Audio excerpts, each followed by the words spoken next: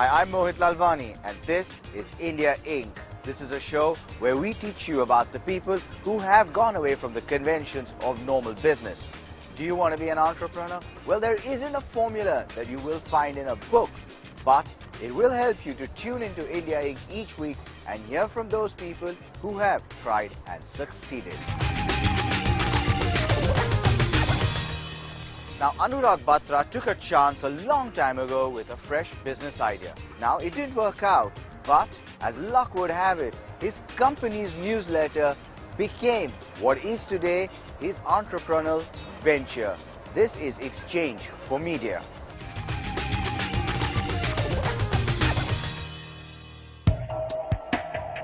Execution is extremely important. Trust people, take the plunge, think big, stay the course. I'm Anurag Batra and I'm a first generation entrepreneur, and I've been lucky to be part of a media company and started from scratch with friends and build it into a respectable media company. My dad is a gold medalist who studied at BITS Pilani. My mother was a principal of a school, and then she became part of the SCRT, the State Council of Educational Research and Training. I grew up in a middle-class family. I went to convent school in Gurgaon. We're shooting here at MDI, so I grew up very close to MDI. Yes, there was pressure about studies, especially my elder sister. She was very good at studies. There was that inevitable comparison between me and my sister. I was expected to do well at studies. I did decent. When I was growing up, I'm going to be 38 in August. But when I was about 16 or 18, I was not like a 16 or 18-year-old today. Our level of awareness was much lower. There was no Google, you couldn't search. There was no social media. There was no so much television. The social context was very different. I would say I was on the cusp of things changing. But really the two options that really people like me chose: do you want to be an engineer or do you want to be a doctor? Do you want to take medical? Do you want to take non-medical?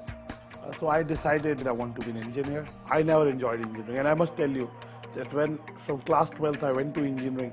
When I was in class 12th, my parents used to say, you study till 12th and after that you can have a ball. So when I went into engineering, I genuinely had a ball. But when I was in engineering, I was clear.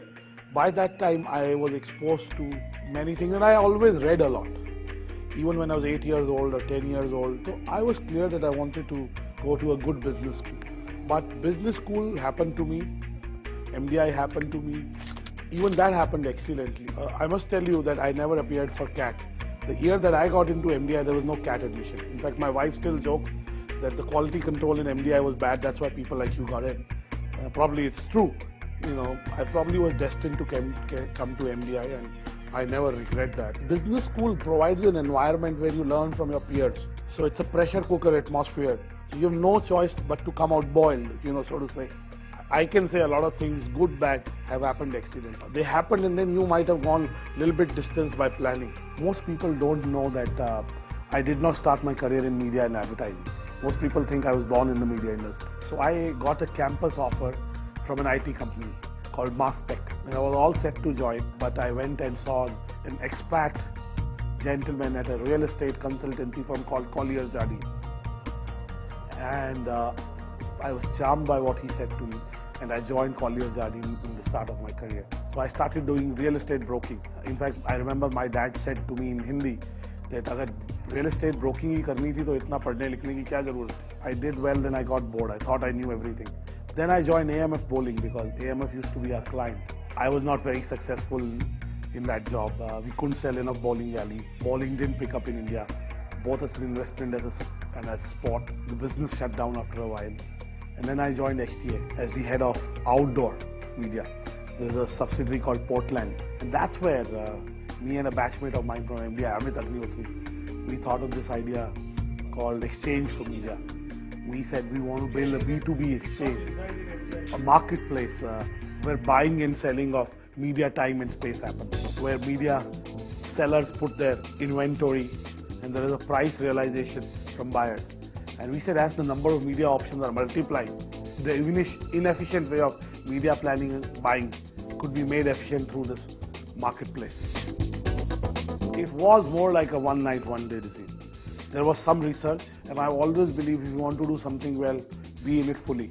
And I take decisions fast, rightly or wrongly. So I checked my job and tried getting angel funding. I went to a friend who helped to offer me some money. We took money from him, started the company. We failed in the first 2 years because we were trying to do the B2B exchange, which didn't happen because of many reasons. First being mindset.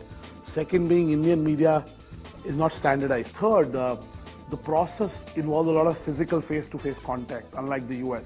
Because you believe if you meet the owner or a senior guy, you can probably beat down the price. Over a period of time, the newsletter got so popular that it became a media vehicle. And the exchange was not happening. We started getting advertising. And then we understood what the media publishing business is all about. I always believe entrepreneurship is about adaptability. You might start with a business plan, it will never work out to a business plan. You will always have to regroup, rethink, replan. I would always say luck. But you don't know about the luck, so you have to rely on knowledge. I believe the heart of America is the small and medium enterprises. If India has to grow, the small and medium enterprises have to grow. You can be a local small player, having a certain skill set, having a certain market, and you could do well with it. I believe entrepreneurship is about combination of leap of faith and calculated risk. People who make their hobby their profession are lucky. Do you or anybody need to go to a business school to be successful? No. And I think it's important. I'm much below average like you, MBA, much below average. Education is about experiencing wisdom of other people. The two sacrifices is really time with my family and friends, and second is health. I think these are two things that I would say I'd like to balance out as I go along. I'd like to spend more time on them. Partnering with the right kind of people, very important, especially the business I'm in. It's all about people. People who match your temperament, people who are aligned with your vision. I think that's sometimes I've been lacking. I made terrible choices. There is no secrets of doing business. I have said to you, it's a lot about providence. It's a lot about destiny. It's about being in the right place at the right time. It's also about a lot of hard work. Execution is extremely important. It's like a game of golf. You want to do better and better and better. Scaling up doesn't mean having 2,000 people working for you.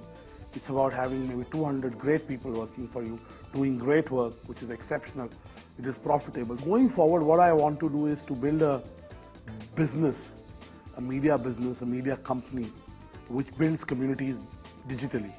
I believe the media company of the future will be entirely digital.